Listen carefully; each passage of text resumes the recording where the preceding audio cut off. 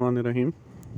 Dear students of class 10th, आज हम अपना फ़िज़िक्स का कोर्स स्टार्ट कर रहे हैं अपनी पहली ऑनलाइन क्लास में। तो हमने चैप्टर नंबर 10 से स्टार्ट लेना है। चैप्टर नंबर 10 है हमारी फ़िज़िक्स की टेक्स्ट का पहला चैप्टर और इसका नाम है simple harmonic motion and waves. ठीक है, तो इस चैप्टर से हमने स्टार्ट लेना है simple harmonic motion and waves. ठीक है, ये आप बुक में पेज नंबर 1 पर आ जाएं। ठीक है, तो ये आपको चैप्टर मिलेगा। तो चैप्टर का स्टार्ट हम ले रहे हैं चैप्टर के इंट्रोडक्शन से। तो चैप्टर का इंट्रोडक्शन हम लेते हैं। इसमें हमारे पास जो है तो इस चैप्टर के जो कंटेंट्स हैं, जो टॉपिक्स हमने इस चैप्टर में रीड करने हैं वो है ऑसिलेशन और वाइब्रेशन। दूसरा टॉपिक जो हमने इसमें इंशाल्लाह पढ़ना है वो है सिंपल हार्मोनिक मोशन। फिर इसके बाद motion of mass attached to a spring. फिर है सिंपल पेंडुलम। फिर डैम्पिंग। फिर है nature of waves and their types. और फिर हमारा लास्ट टॉपिक है प्रॉपर्टीज़ ऑफ वेव्स।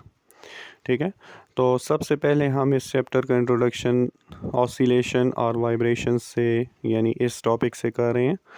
तो आप लोगों ने मोशन की जो 3 टाइप्स जो अपनी 8 क्लास की बुक में पढ़ी थी, उसमें से आपने सबसे पहली टाइप जो थी तो ट्रांसलेटरी मोशन, फिर उसके बाद रोटेटरी मोशन और फिर उसके बाद एक टाइप हमने पढ़ी थी वाइब्रेटरी मोशन। ठीक है, तो वाइब्रेटरी मोशन की डेफिनीशन जैसे आप लोगों को पता है, the two and fro motion of a body about a fixed point or about a mean position is called vibratory motion।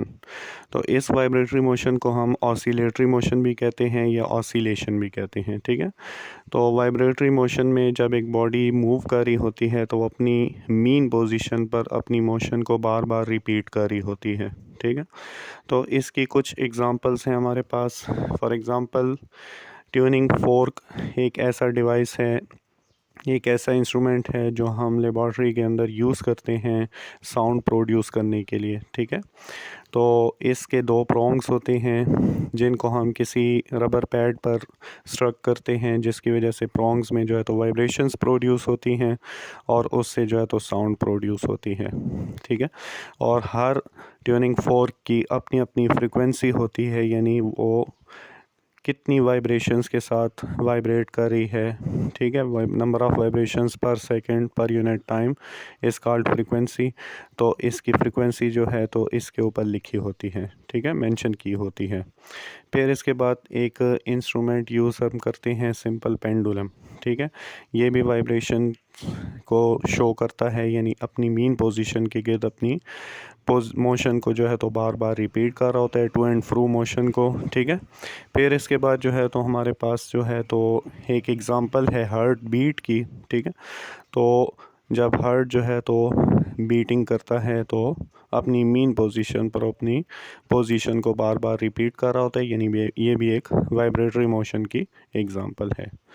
फिर इसके बाद जो है तो हम एक और एग्ज़ाम्पल हम देखते हैं प्लास्टिक रोलर को या स्टील रोलर को। अगर हम एक सिरे से जो है, एक एज से जो है तो अगर हम टेबल टॉप पर रख लें और उसको फर्मली हेल्ड कर लें और दूसरे सिरे को जो है तो हम अपने फिंगर से जो है तो प्रेस करके रिलीज़ कर दें, तो ये जो है तो दूसरा सिरा जो होता है वो अपनी मीन पोजीशन पर वाइब्रेट करता रहता है। ठीक है, तो ये एक वाइब्रेटरी मोशन की एग्ज़ाम्पल हो गई।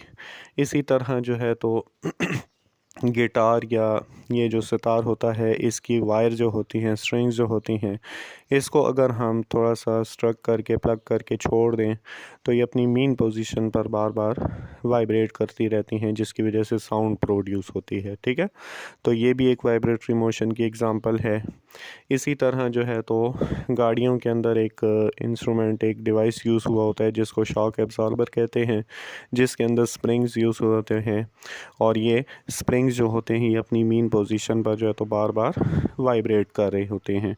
ठीक है, तो ये वाइब्रेटरी मोशन की कुछ एग्जांपल्स हैं। इसी तरह अर्थक्वेक जब होता है तो ज़मीन जो है तो वाइब्रेट करती है, जिसकी वजह से बिल्डिंग्स वगैरह जो है तो अपनी मीन पोजीशन पर जो है तो वाइब्रेट करने लगती हैं। ठीक है, तो ये वाइब्रेटरी मोशन की कुछ एग्जांपल्स हैं। ऑसिलेटरी मोशन यानी एक बॉडी जब अपनी मीन पोजीशन पर टू एंड फ्रो यानी फॉरवर्ड और बैकवर्ड या अप एंड डाउन या लेफ़्ट और राइट मूव कर रही हो, अपनी मोशन को बार बार रिपीट कर रही हो, तो इस मोशन को हम यानी वाइब्रेटरी मोशन या ऑसिलेटरी मोशन कहते हैं।